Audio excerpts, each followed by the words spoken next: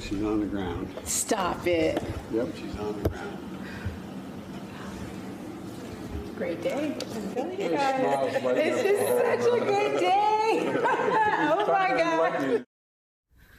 It's incredible to see. That was the moment that Cherelle Griner found out that her wife, WNBA superstar Brittney Griner, was on the ground on her way home. Griner arrived early this morning in San Antonio, Texas, where her wife and parents were waiting for her, completing arguably one of the most high-profile prisoner swaps between the U.S. and Russia since the Cold War. According to National Security Council spokesman John Kirby, Griner appeared to be in good health and spirits upon her arrival. Joining our coverage, the Reverend Al Sharpton, host of MSNBC's Politics Nation, and the president of the National Action Network, John Heilemann, still here. Rev, I know you worked on this. You worked toward this. You're part of why this happened. Tell me your thoughts and reaction and how you found out about it and what you felt. Well, I'm very happy at this has happened.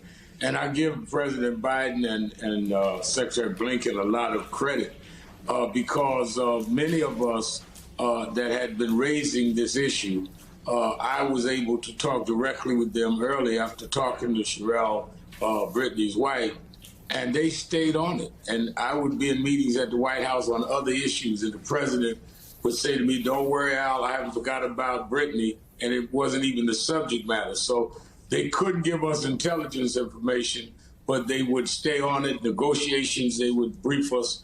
And then I learned right before it happened, they were getting ready to break the news. I don't think Cherelle knew till she was in the White House. She thought she was coming up for a briefing. And I think it's important because clearly Brittney Griner was being used as a political pawn by Putin. This happened right before, as they were doing the invasion of Ukraine. He wanted a pawn that he could use as a chip to negotiate from. People need to understand Brittney had been going to Russia for years, playing with the Russian women's basketball team. So it wasn't like they didn't know who she was. It wasn't like the medical things that she was using, the cartridges with the cannabis, they did not know about. This was a timing, and Putin called in a real political pawn chip that I think that this president was able to negotiate around. And I'm very happy that it happened. We also must continue to be vigilant and support Paul Whelan because he also, I think, is part of a political pawn scheme by Putin.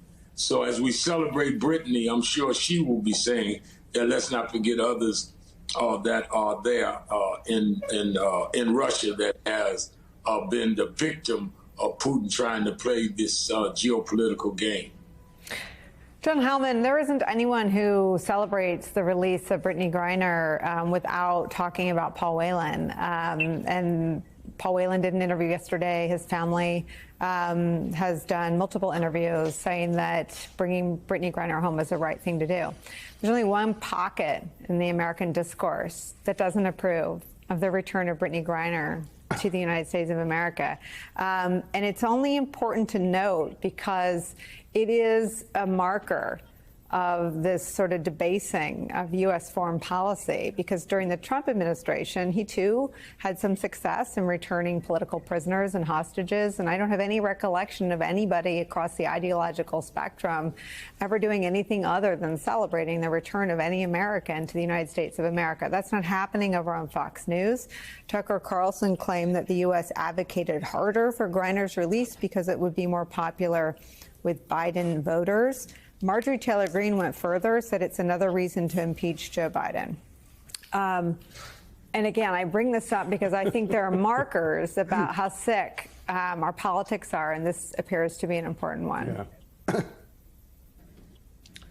Yeah, Nicole. I mean, I you know, the release of Brittney Griner, you know, literally brought a tear to my eye, and you know.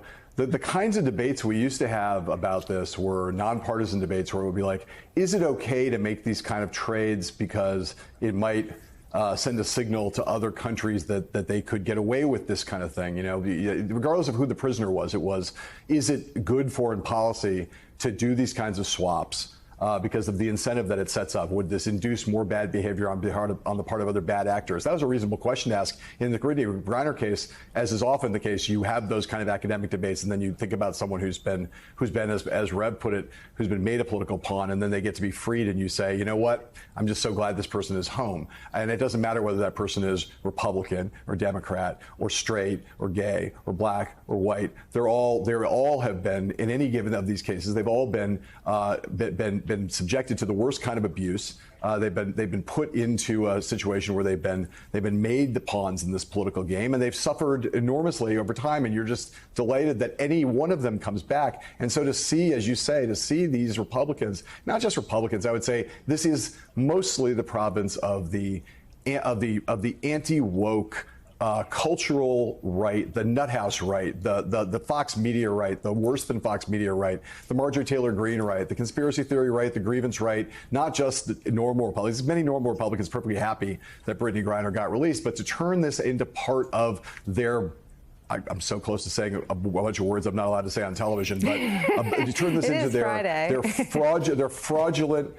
their fraudulent, fake, faux, outrage, culture war, claptrap. I'll use that word instead of the one that goes bullshit. I'll say it right now. Bullshit. I think we can say that on TV. It's just all such. Bill Barr does. It's so low and so repulsive. And the idea that Joe Biden is sitting around going, well, because she's non-white and she's gay, I'll get more political points out of this. This is ludicrous. It's ludicrous, and it's based on nothing other than the desire of people like Tucker Carlson and people like Marjorie Taylor Greene to just try to rev up their base, make people in America hate each other, rather than allowing everybody to have a moment where we can celebrate something. It's like, let's take that opportunity to drive these divisions among Americans deeper. Let's try to get some cheap ratings points on it. It's baseless, factless, fact-free, untethered from reality, and the worst kind of like hate mongering in a moment when we should be able to have some kind of unified